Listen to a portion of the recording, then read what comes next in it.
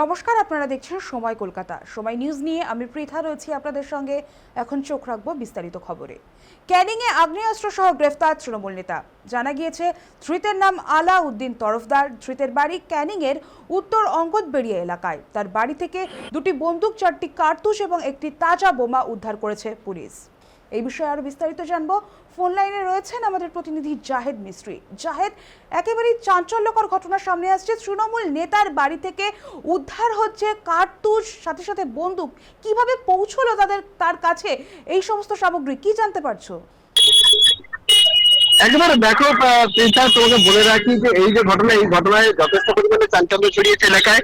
একেবারে রবিবার গভীর রাতে পুলিশের কাছে গোপন সূত্রে খবর আসে এবং সেই খবর অনুযায়ী গভীর রাতেই কিন্তু তল্লাশি অভিযান চালায়।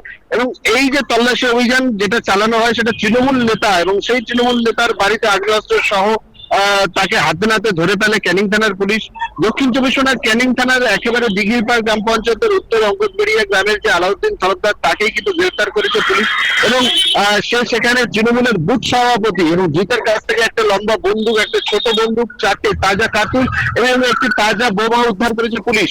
এই সমস্ত জিনিসগুলো কোত্থেকে এলো, কে কারা তাকে দিয়েছে এবং কি কাজে ব্যবহার করার জন্য সেগুলো মজুত করে রেখেছিল, এই পুরোটাই কিন্তু তদন্ত করছে ক্যানিং থানার পুলিশ। এবং সোমবার তাকে, অর্থাৎ আজ তাকে আলিপুর আদালতে পাঠানো হয় এবং তদন্তের স্বার্থে তাকে নিজেদের হেফাজতে নেওয়ার জন্য আবেদন জানানো হয়েছে।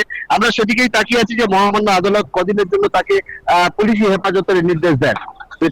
ধন্যবাদ জাহেদ আমাদের সঙ্গে থাকার জন্য। যেমনটা খবর মিলছে যে গোপন সূত্রে খবর পেয়ে ক্যানিং থানার পুলিশ এই অভিযান চালায়।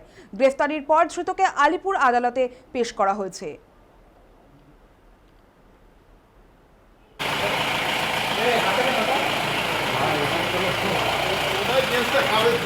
ওটা কি বঙ্গ? কে বলা